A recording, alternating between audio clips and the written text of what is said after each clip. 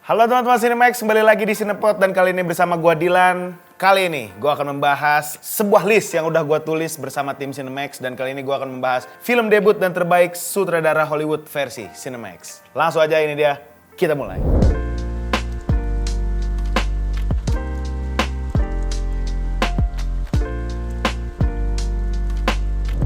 Seperti yang tadi gue bilang, gue akan ngasih tahu lu list-list yang sudah gue tulis bersama tim Cinemax dan list itu isinya adalah film debut dan film terbaik dari sutradara Hollywood versi Cinemax. Nah, yang pertama gue punya sutradara David Fincher.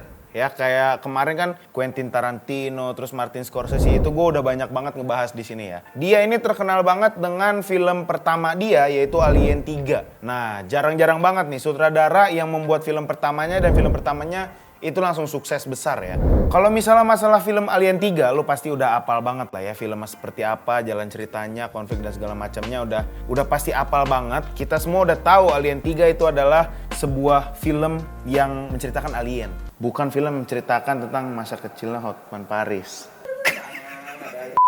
Walaupun banyak film-film ini bagus, tapi ya gue juga setuju film itu bagus. Tapi Fincher sendiri, itu dia nggak puas dengan hasil dari film Alien 3 ini. Dia bilang kurang inilah, kurang itulah, kurang segala macem. Nah itu kalau misalnya dari mata seorang yang udah apal dengan teknis-teknis perfilman ya teman-teman ya. Nah kita lanjut ke film terbaiknya dari David Fincher, yaitu Seven. Nah Seven ini diperankan oleh Morgan Freeman dan Brad Pitt. Nah di sini mereka berdua ceritanya menjadi seorang detektif yang mencoba untuk memecahkan sebuah kasus yang benar-benar sulit sekali teman-teman. Karena si penjahatnya ini benar-benar pinter banget ya. Nah, gak cuma dari ceritanya aja, tapi kalau misalnya dari aktingnya mereka berdua ya, itu aktingnya sih yang paling oke sih di film ini. Aktingnya dari mereka berdua itu asik banget dan konfliknya juga juara banget dan set yang mereka pakai itu dengan berbeda-beda tempat, itu tempatnya juga cocik banget semuanya. Saya suka sekali. Saya kasih nilai 8/10. Langsung sutradara yang kedua. Ini udah terkenal juga ya, pasti orang-orang yang tidak terlalu cinta film ada juga yang ikut tren ini ya di TikTok, di Instagram ataupun di Friendster. Langsung aja ini dia sutradara yang bernama Wes Anderson. Jadi Wes Anderson ini adalah seorang sutradara yang terkenal dengan rapih lah gitu. Misalkan kayak apa-apa tuh harus di tengah, simetris. Nah, dia itu seorang sutradara yang sangat-sangat simetris sekali. Dia harus dengan secara spesifik, ntar lu di sini ya saat di adegan ini, ntar lu di sini ya saat adegan ini gitu. Dia sangat strict sekali dengan hal-hal seperti itu. Nah, film pertama dari Wes Anderson adalah sebuah film yang diperankan oleh Owen Wilson dan Luke Wilson, bergenre crime comedy, dan film ini berjudul Bottle Rocket. Nah, film ini adalah film adaptasi dari sebuah film short movie yang dibuat oleh dirinya sendiri dengan judul yang sama. Selain menjadi film pertamanya Wes Anderson, film ini juga menjadi film pertamanya Owen Wilson dan Luke Wilson, teman-teman. Menceritakan tentang dua orang remaja yang mencoba untuk melakukan kriminal dengan cara merampok.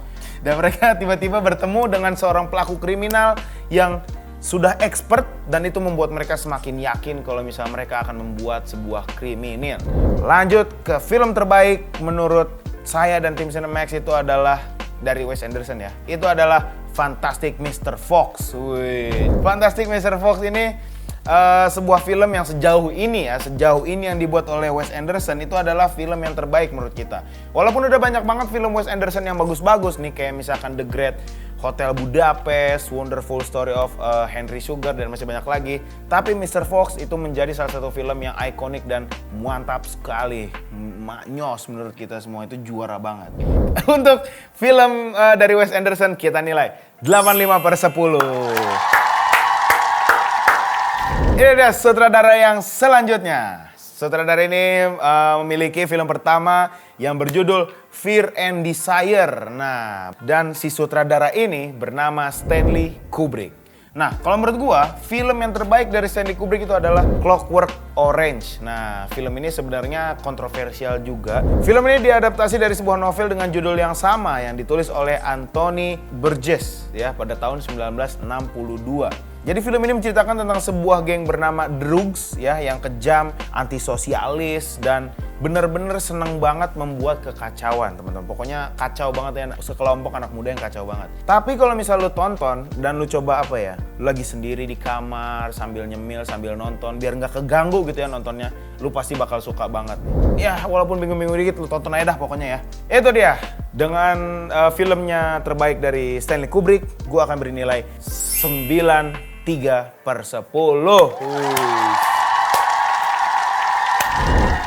Langsung kita masuk ke segmen yang kedua. Nah, biasanya kita segmen kedua ini membahas dan membawakan berita-berita update tentang film ataupun tentang aktor dan aktris Hollywood ataupun Indonesia juga ya. Tapi kali ini sangat spesial sekali. Gua akan membawakan sebuah segmen di mana segmen ini membahas fakta tersembunyi di dalam sebuah film-film layar sempit. Lebar dong. Langsung aja film pertama. Ini adalah film Caroline yang dibuat pada tahun 2009. Nah, di dalam film Caroline lu bisa lihat sendiri di dalamnya itu ada sebuah scene di mana si Caroline ini diberikan sebuah kue oleh orang tua palsunya nih ya, yang matanya tuh kancing bukan mata asli. Dia diberikan kue oleh orang tua palsunya dan di situ di kue itu bertuliskan welcome home. Nah, di kata home-nya itu, O-nya itu ada apa ya? Ada dua lingkaran di sini. Nah, kalau di dunia tulisan huruf sambung, 2 putaran di dalam huruf O itu artinya sebuah kebohongan, teman-teman ya. Nah, jadi di kata welcome-nya itu O-nya cuma satu lingkaran, 1 putaran, tapi di home-nya itu 2 putaran yang artinya dia di welcome, dia diterima, tapi dia tidak ada di rumah yang asli. Gokil. Langsung fakta yang kedua kita bisa dapatkan di film Incredibles 2 yang dibuat pada tahun 2018. Di dalam film Incredibles 2 itu diceritakan ada seorang ibunya, seorang istrinya, si Elastic Girl-nya ini bernama Helen. Dia ini lagi dinas luar negeri teman-teman, karena ada sebuah misi yang lumayan lumayan penting juga dan hanya bisa dilakukan oleh Elastic Girl. Dan di dalam kamar hotelnya sendirian tuh, waktu Elastic Girl nelpon keluarganya yang ada di rumah, lu bisa lihat ada sebuah lukisan di belakang Helen di dalam kamar hotelnya. Itu menggambarkan sebuah kondisi yang sedang Helen rasakan saat itu. Lu bisa lihat di paling kiri itu ada lukisan dengan figur Bob yang paling tinggi ya, yang kedua ada Violet, yang ketiga Dash, bahkan ada Jack, gambar yang paling kecil tuh ya. Dan di ujung kanan ada Helen. Nah, walaupun mereka semua sedang terpisah, tapi lu bisa lihat ada garis membentang yang membuat mereka tetap bersatu. Gokil banget. Film ketiga, fakta dari film Wall-E, teman-teman. Lu kira-kira lu udah tahu belum nih? Di film Wall-E, waktu Eve lagi shutdown ya, lagi mati, Wall-E ini menjagain Eve, ngajak main Eve kemanapun si Wall-E melihat tempat-tempat menarik. Itu dia ngebawa-bawa Eve kemana-mana tuh. Dan sampailah di satu scene di mana Eve dan Wall-E sedang hujan-hujanan. Wall-E menutup kepala Eve dengan payung yang dia punya, dan tiba-tiba dia kesamber geledek teman-teman, si Wall-E-nya. Nah, faktanya di sini lu bisa lihat sebelum kesamber geledek, baterai si Wall-E-nya itu tinggal sedikit. Tapi setelah kesamber, tiba-tiba baterainya jadi full lagi. Nah, hal-hal detail seperti itulah yang membuat gua suka dengan film Wall-E. Dan Wall-E adalah salah satu film favorit gua di Pixar, teman-teman. Langsung aja kita ke film terakhir nih, fakta film terakhir. Ini ada film Coco yang dibuat pada tahun 2017. Kira-kira lu udah tahu belum nih? Di dalam film Coco itu lu bisa lihat sebuah tengkorak yang sedang perform, dan bentukan tengkoraknya itu kayak Skrillex. Dari bentuk rambutnya, bentuk kacamatanya, dan danannya itu bentuknya kayak Skrillex banget ya. Dan di situ lu bisa lihat kalau tengkorak Skrillex ini lagi memakai sebuah kaos yang gambarnya tuh tengkorak, tapi tengkorak khas si Coco ya, film Coco ya. Dan kalau misal lu nih sebagai pencinta film pasti lu sangat familiar dengan kaos itu. Kira-kira ini gue kayak kaosnya kayak pernah lihat gitu. Dan kalau merasa familiar, lu betul sekali. Karena kaos ini adalah kaos yang sama yang digunakan oleh karakter Sid di dalam film Toy Story yang pertama. Gokil. Itu dia fakta-fakta yang bisa gua bawakan ke lo, fakta-fakta tersembunyi dari sebuah film. Dan kita langsung lanjut ke segmen yang ketiga. Oke.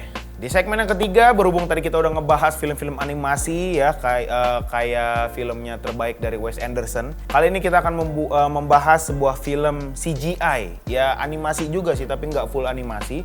Maka dari itu gue akan bahas 3 film CGI yang akan rilis pada tahun 2024. Yang pertama ada The Fall Guy. Nah, aslinya teman-teman, The Fall Guy itu adalah sebuah, kalau kata kita mah sinetron kali ya. Oh, series. Sebuah series yang ada di televisi pada tahun 80-an yang ditayangkan pada channel ABC. Nah, dan film adaptasi ini akan disutradarai nantinya oleh David Leitch dan diperankan oleh Ryan Gosling. Nah, katanya film ini bakal tayang pada bulan Maret 2024. Kita udah tahu lah ya, karya-karya dari David Leitch itu sangat-sangat ciamik sekali. Seperti contohnya ada Atomic Blonde. Wah, ini ikonik banget nih ya. Banyak anak-anak yang tiba-tiba suka film karena ngelihat potongan-potongan film Atomic Blonde ya di lewat-lewat di TikTok. Nggak cuma film yang filmnya itu seru ya, tapi koreografi yang dibawakan dan dibuat oleh David Leitch sendiri itu bagus banget dan mendapatkan banyak pujian dan penghargaan dari awarding di berbagai negara. Bahkan karya dia yang masih anget nih, yang terbaru dari David Leitch yaitu Bullet Train. Waduh, itu bagus banget. Walaupun di luar nalar kayak wah nggak mungkin kayak gini, tapi seru banget, lo harus nonton. Film yang kedua ada Joker 2, gokil. Wah, Joker 1 aja udah bagus banget ya. Iya nggak? Iya dong. Tuh, kata dia aja iya. Joker 1 aja udah bagus banget. Konon katanya film Joker ini ditayangin di bioskop mana gitu, di negara mana gitu, gue lupa. Setelah atau 5 menit pertama ya, gue lupa lagi pokoknya itu deh ceritanya. Si film Joker ini mendapatkan standing applause selama 15 menit. Walaupun sequelnya di tahun 2024 ya teman-teman, kita masih belum tahu gitu ya, maksudnya keluarnya kapan, pokoknya 2024. Ini kita udah sangat ditunggu-tunggu banget nih sama orang-orang pecinta DC Universe ya. Tapi demi kematangan film ini, sang sutradara memutuskan untuk melakukan sedikit delay dan merilisnya di tahun depan, seperti yang gue bilang di tahun 2024. Masih diperankan oleh Joaquin Phoenix ya sebagai aktor utamanya menjadi Joker, tapi spesialnya dari Joker 2 akan memerankan sebuah karakter yang akan diperankan oleh Lady Gaga. Lady Gaga akan ikut berperan di sini, bro. Nggak cuma untuk menarik penonton lebih banyak lagi, tapi menurut sang sutradara, Lady Gaga ini akan cocok sekali memerankan sebuah karakter yang nantinya akan diperankan di Joker 2. Gue nggak tahu tuh karakternya apa, masih belum dikasih tahu. Dan apakah nanti Lady Gaga akan mengalahkan kebagusan dari aktingnya Joaquin Phoenix, kayak misalkan entah koreografinya, tembak-tembakannya, atau mungkin Lady Gaga, "Hey, bertarung dong, kamu malah nyanyi." Dia malah nyanyi, ditembak sama ekstras. Dadar. Oke, itu dia. Langsung film ketiga. Film ketiga ini ada Avatar 3. Setelah Avatar 2 kemarin, The Ways of Water kalau nggak salah, itu dia syutingnya di Indonesia, bro. Full di Indonesia. Gue lupa tuh pulau apa lagi yang dipakai. Pokoknya di Indonesia. Nah, kali ini di Avatar 3, mereka akan melakukan proses syutingnya full di New Zealand. Selain James Cameron itu cinta dengan New Zealand dan James Cameron itu sedang berusaha melegalkan dirinya untuk menjadi warga negara New Zealand, tapi para tim juga suka dengan spot-spot yang diberikan James Cameron di negara New Zealand ini. Nah, tadinya itu mereka akan rilis pada tahun 2024 nih teman-teman. Tapi ternyata Avatar 3 ada delay banyak nih ya, dan ternyata tayangnya 19 Desember 2025. Itu karena James Cameron lagi sibuk-sibuknya dengan karirnya, dengan keluarganya, bahkan dengan yang tadi gue bilang tuh, mengurus dokumen-dokumen perpindahan legalnya ya. Nah, cuma di Cinemax aja nih lu bisa tahu timeline dari Avatar sequel ini teman-teman. Timeline dari James Cameron. Langsung aja kita sebut ya. Timeline-nya akan seperti ini. Avatar 3 akan tayang 19 Desember 2025. Avatar 4 akan tayang di 21 Desember 2029. Dan Avatar 5 bakal tayang di 19 Desember 2031. Gokil. Kita berdoa ya semoga kita semua panjang umur dan lancar rezekinya. Karena kalau panjang umur aja tapi nggak lancar, kita nggak bisa beli tiket bioskop. Kalau lancar rezeki tapi meninggal, juga susah juga kan. Nah makanya semoga panjang umur dan lancar rezeki biar bisa nonton Avatar sampai final. Amin ya robbal alamin. Oke, kira-kira segitu aja episode Cinepod kali ini. Sampai jumpa di episode-episode Cinepod lainnya. Dan jangan lupa like, comment, dan share video ini ke grup-grup keluarga dan grup-grup kampung kalian. Kira-kira segitu dulu. Gue Dilan pamit. Cinemax masih ada. Keep, roll, and cut!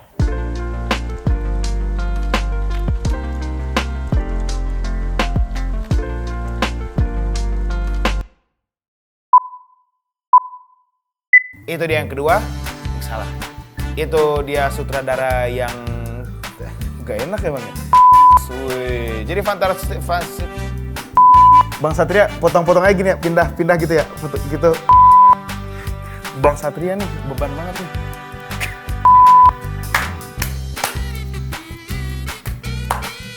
Udah ya gue Bang, lu malah diem aja lu. Gue nungguin.